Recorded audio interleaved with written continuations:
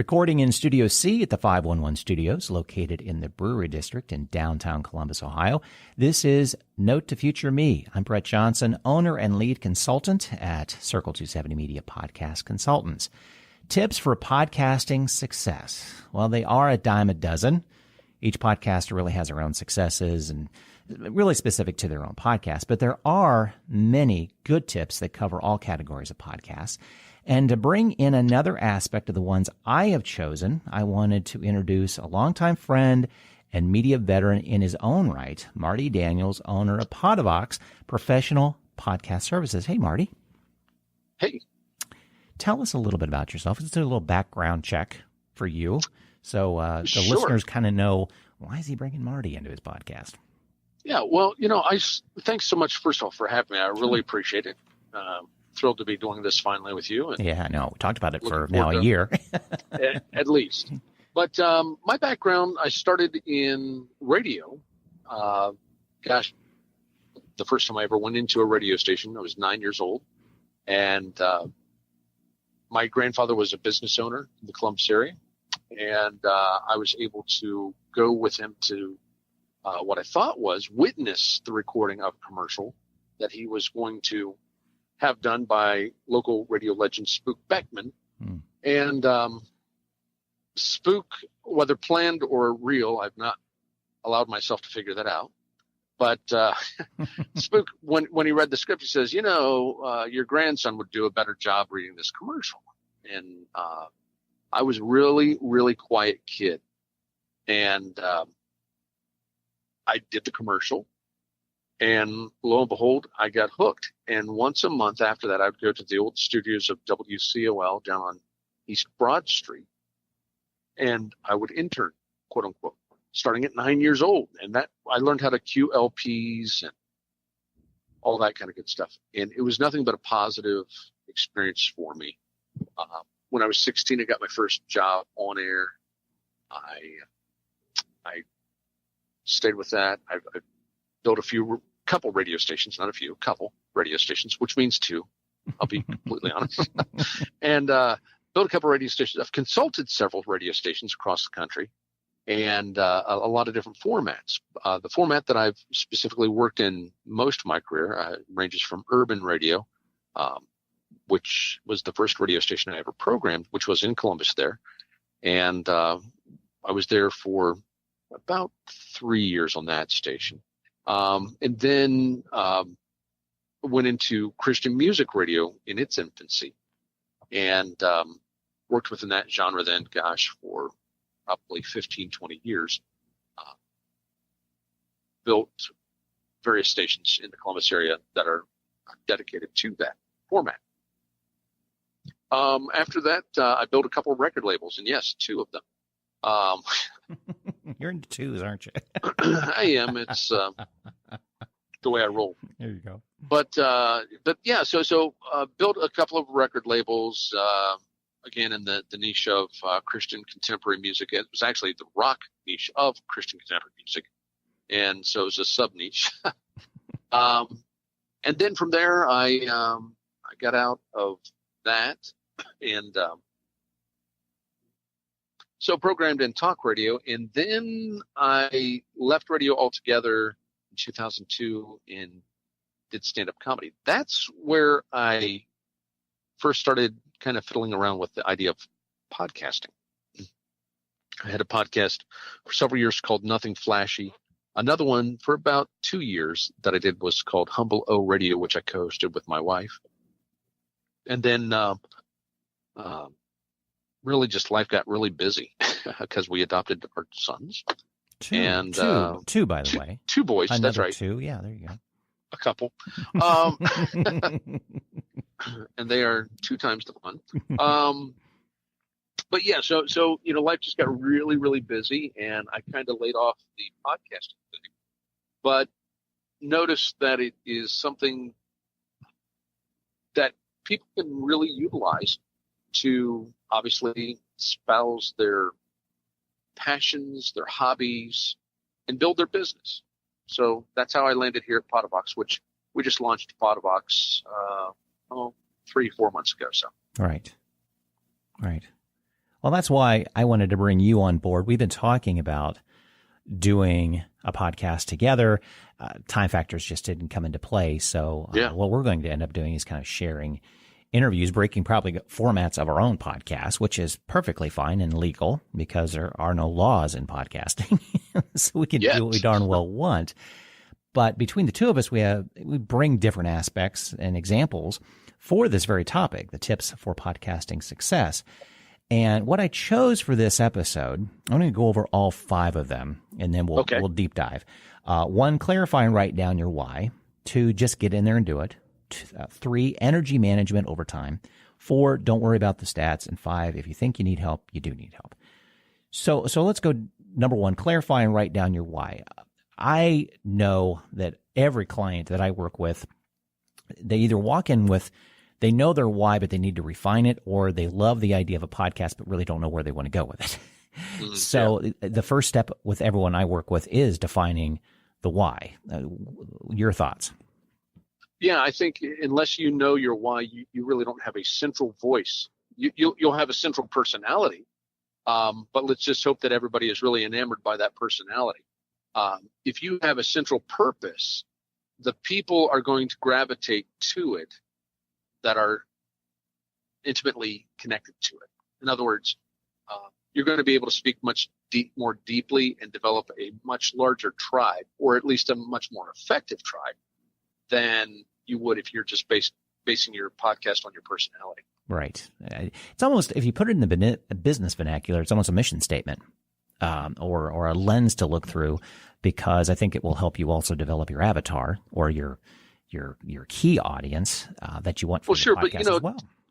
Developing an avatar is a real radio concept, though. Not a lot of people in podcasting will even know about it. I know. Yeah. And I think you need to, otherwise you're talking to air if you don't have that person in mind who you're talking to. And that's what makes podcasting so effective, is that you can talk to a very specific type of person, and it becomes a very effective podcast, a very effective marketing tool, a message delivery system that radio, that video can't do. Right. And, everybody points out the podcast with, the just enormous downloads as being successful. And that's true. But you don't really have to have an enormous audience to have a successful podcast to make it a successful material to move your purpose, your cause, your passion, your hobby, your business forward. What you need to have is a very succinct group of people who are connected to your podcast and are, getting real value out of it. That's the trick. Correct. Not how big the audience, how connected the audience. And that's a piece of the why as well. It could be that the why is that you're putting together a podcast that actually helps benefit a blog you're putting together, or another piece of marketing tool that you're trying to hit that key audience in as many different ways as possible. They may be readers, they may be listeners, they may be viewers. And that's just a piece of the aspect of getting to them in a different form, a different marketing form that replicates itself, or maybe a little bit different here or there. It may not have anything to do with the specific audience. It's just part of a marketing strategy.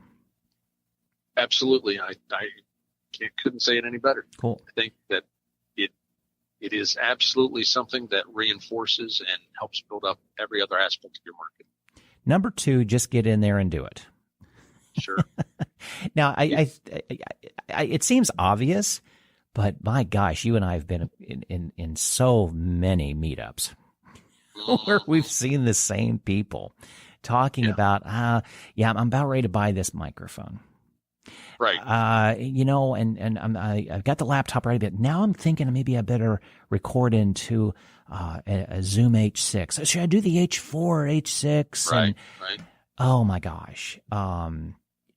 Well, if you ever want to speak to a group of codependent people ever that will absolutely do nothing, go to a podcast meetup. That would be good. Because it is, to me, a frustrating endeavor at the very least. I don't attend them anymore, actually. Yeah, I've kind of given them up myself. But we both had to find out what was going on in them to kind of network. Absolutely. It's a great networking opportunity, but you'll get a feel for them very quickly. One or two meetups, and you'll kind of know, I'm beyond that. Or, this is where I am, but maybe not for long, because I got to get out of this group. I got to start publishing. Well, yeah, there's that. But what I think what we do is we build up, and when we join these kinds of groups, is we talk about, there's people that talk about, and there's people that do. Right. And there are very few people that are built in a way in their psyche where they can go to a perceived group of support and then at some point break away and believe that they are better off to just go ahead and, cut the cord and go. Yeah. That's not human nature. I mean, human nature is, well, those are our people, that's where we need to be. Right. Well, and so that's why I think there are so many people that are talking about it, because, it's easy to get trapped up in the technology talk. It's easy to get tripped up on the topics. It's easy to get tripped up on somebody else is doing it. Mm-hmm. So what? Right. Go do it. Go do it. You've got a different voice, hopefully. I mean, if anybody who does this wanting to be like anybody else, please don't. Wrong reason for going into it. Yeah, honestly. Please don't. Yeah. You'll be bored, and so will your listeners. Correct. Both of them. And it's just like driving. When you first started driving, you were horrible at it. That's why you had to put X amount of hours in with your mom and dad or whoever it was sitting in the car with you. It's everything in life that you do. The first time out, it's not going to be great, but you need to start building on it. And by episode, I think it's kind of a norm. By about 40 or 50 episodes in, you're into your swing. You know what you're doing with it. Right. And a lot of people will call that finding your voice. Right. And that comes after the why. Mm-hmm.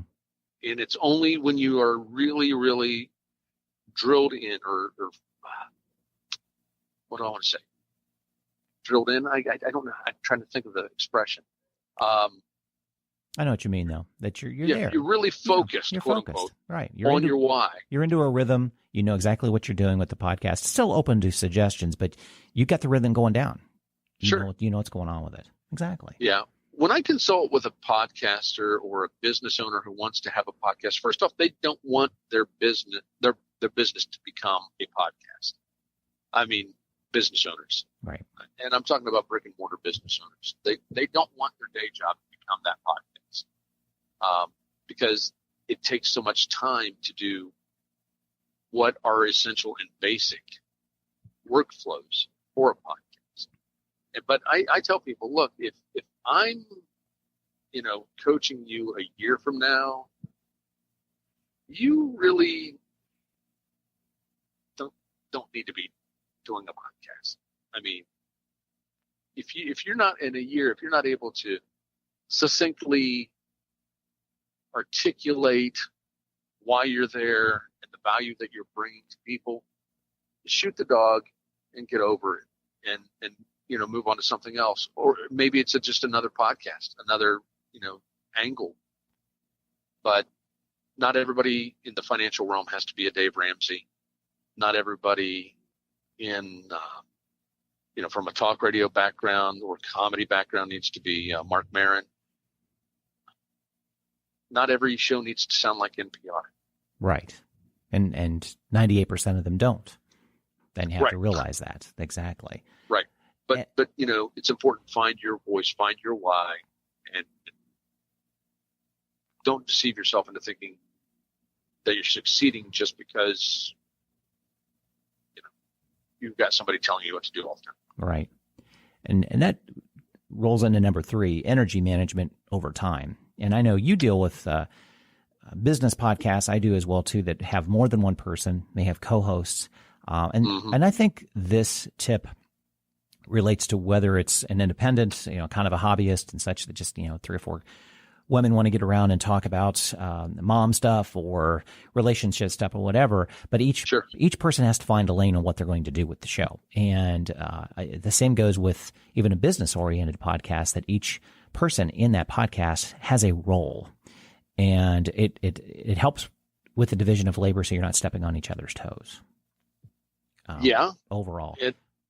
It does. I mean, and roles, hopefully not just for what's happening on the mic, but also roles for what's happening behind the scenes. Correct. If you're co-hosting, I mean, I've seen it so many times with people who are in co-hosting situations. One person is doing all the grunt work. The other person is just, the guest, basically. Right. And if you think that you're not interesting enough to pull down a podcast on your own, you can do interview podcasts. You could do a solo podcast, but do you need a co-host? I don't know many podcasts where I really get a lot out of a co-host. Right. And that's learning about yourself as well too. I know my strengths and weaknesses, and I know my strengths would be that I can do solo, but I love having what we're doing today. An interview every once in a while, because it does bring fresh perspective, a different idea, depending on the topic. And there are some topics that I'm going to put to my podcast that I want to talk about. I don't care about anybody else's view. I'm that passionate about it that I want to put my voice out there, and I do not want to dilute it with anyone else's perspective. But these topics I want to talk about, and that's a prime example right here. And I think that's absolutely where people have to be honest enough with themselves and with the people that would be maybe even the logical co-host.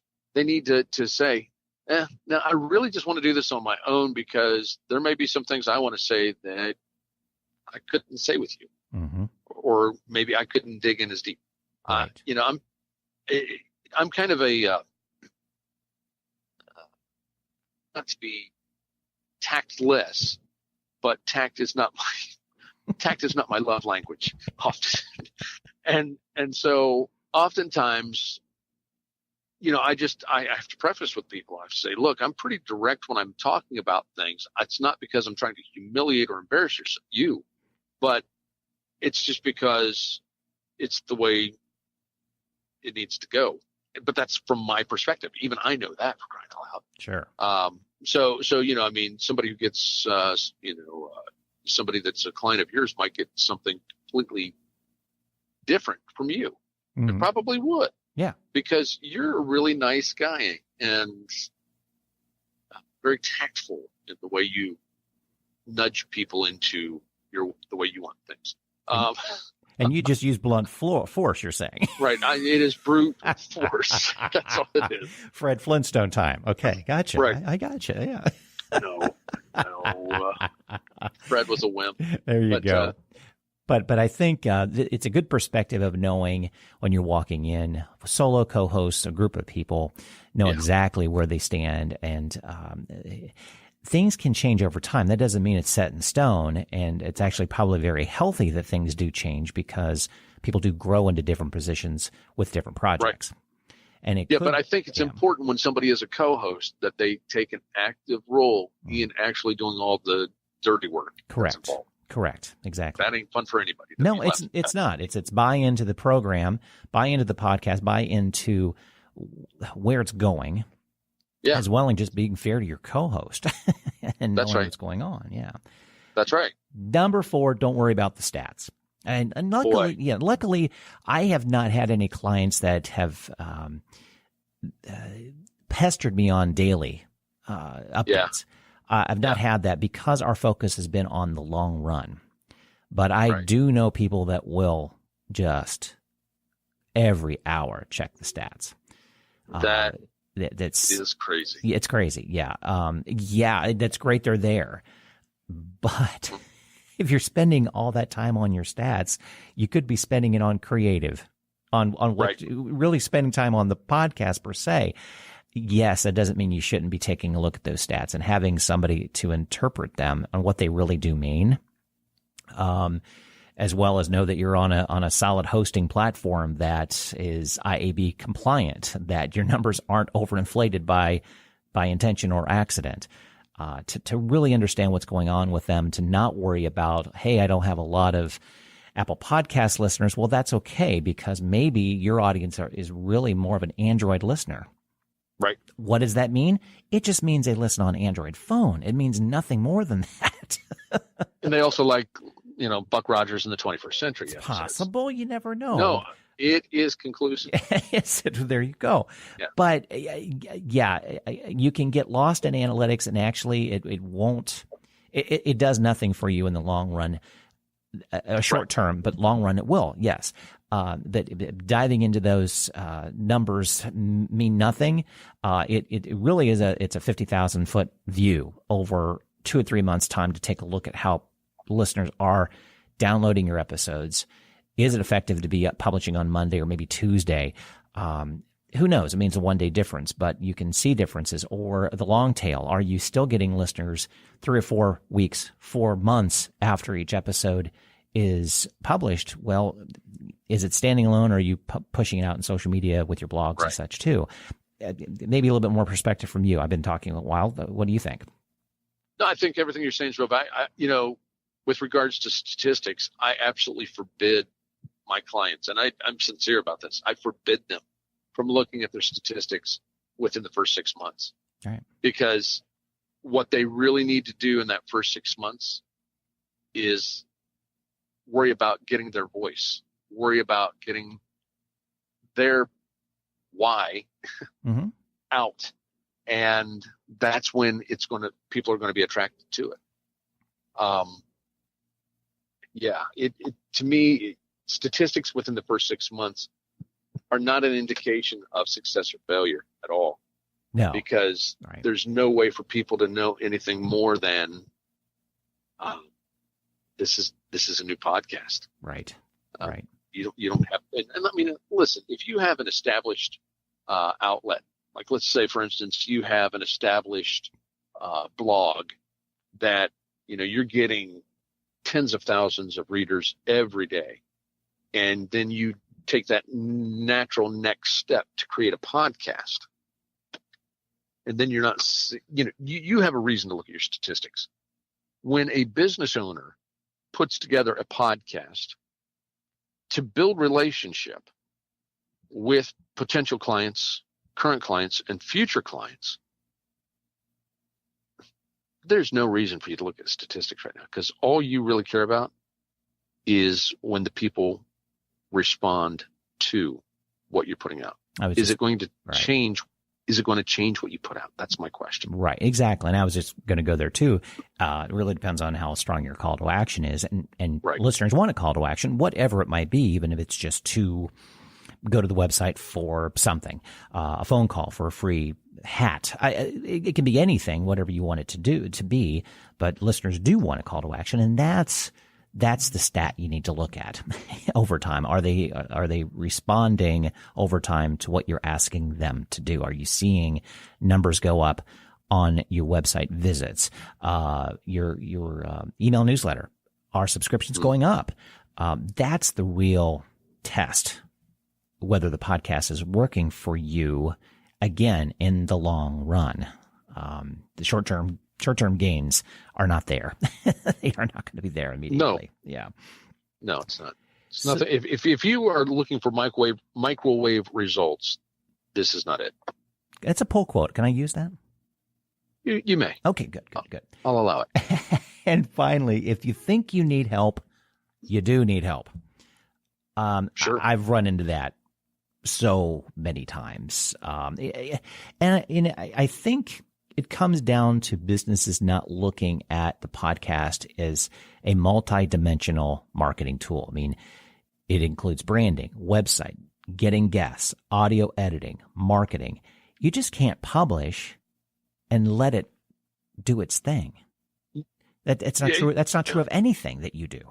No, that's true. Listen, Field of Dreams was a great movie, but they had an advertising budget behind it, so people knew that it was there. Yes, they did. So it's more than just, hey, I'm going to buy myself a Yeti. I've got a computer. I'm going to record myself and I'm going to publish and I'm going to set the world on fire.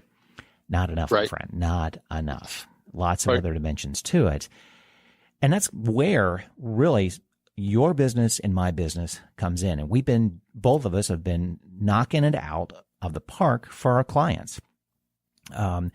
Talk a little bit more about what Podovox is doing, where you are, what your focus is. Let's talk a little bit about that, because this is going to be the call to action. That's why we're doing this episode, is for those that recognize, I need some help. Can I give you a call?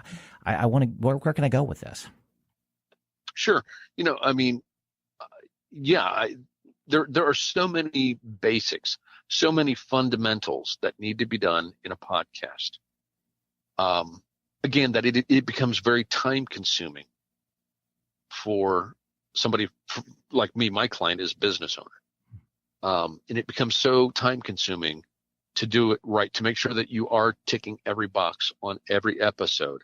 That's where my ideal client is. That's who my ideal client is a business owner. They know they want to do a podcast, but they don't want to make it their second job, because chances are, as a business owner, you already are doing 2 or 3 different jobs anyway. And, we just make sure that you use best practices, that your audio sounds fantastic. Also, that the promotion around it is stellar, and it motivates people to seek you out when they're interested in your product, service, or cause. Exactly. And both of us are on a scale of obviously working hyper local, statewide, where we're located at. You are situated where in the country right now? I'm in Tennessee. Right. I have clients, though, oddly, I have clients obviously in Tennessee, but I also have clients in Texas, in Florida, and in Minnesota. Don't you know? Right. Don't you know? And but those all came via traffic through Tennessee. Correct. Yeah. And Circle270 Media Podcast Consultants doing the same thing. Right. You're really focusing on the business aspect, whether it's business to business or business to consumer. We both bring different aspects to it. We're both invaluable resources when it comes down to it, to creating Finally, podcasts. Somebody gets it. And a call to either one of us is going to get it done. We're not in competition.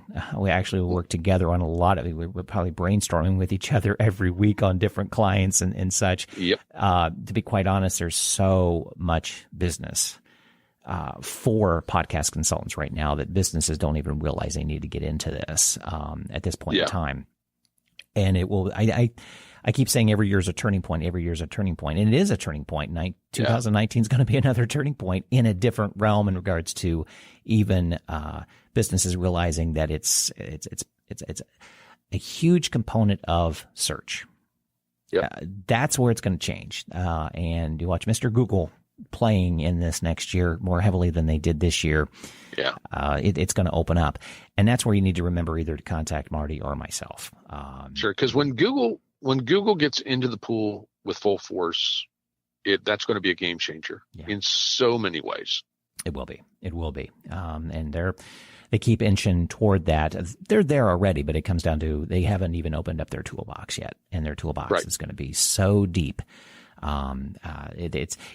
You're not going to be able to avoid it. You'll have to do something with this. And the early ones in will have the upper hand, as well as those that work with someone like you and someone like me, because we can give them best practices right out of the chute. We've had the media background, and get them to almost giving them 6 months to 9 months advantage, quite frankly. Well, there's a lot of trial and error you don't have to do. Right. I mean, candidly, I've been doing podcasting since podcasting was called podcasting. Mm-hmm. And that's the truth. It's just, there's a lot of lessons learned. Mm-hmm. Right. And, the landscape changes and. Right. Yeah. Right. And and as we talked about today, there are a lot of bad pieces of advice out there. Oh yeah. Leaning you toward using their services. Let's put it that way. And between you and me, we've always, and that's why I've aligned myself with you for these 20 odd years, is we have the client in mind. Yes, it's about us. Of course it's about us. Our success is your success, and your success is our success, individually, with both of our companies. And, I only bring people in my world that will do that. And that's why I wanted to bring Marty onto my podcast. Well, thanks so much. To introduce you to, as if nothing else, a referral to someone listening to my podcast in my area of domain, and they know somebody in Tennessee that's like, hey, I know a local guy down there. Listen to this podcast. Again, we're both international companies, quite frankly. When you have a .com, you're that way. But there's also the face-to-face that we get to, and we know that it's important. It's an important aspect of any business to know who you're working with, and we do a really good job of that. Absolutely. Yeah. Let's give your call to action. We have to end the podcast with a call to action. What's your call to action? The call to action is you're a business owner. You want to explore or figure out how to implement a podcast into your marketing strategy. I'm the guy to call. Podovox, Podovox, Podovox.com, or you can call me directly at 615-946-7345. And, of course, those will be in the podcast show notes.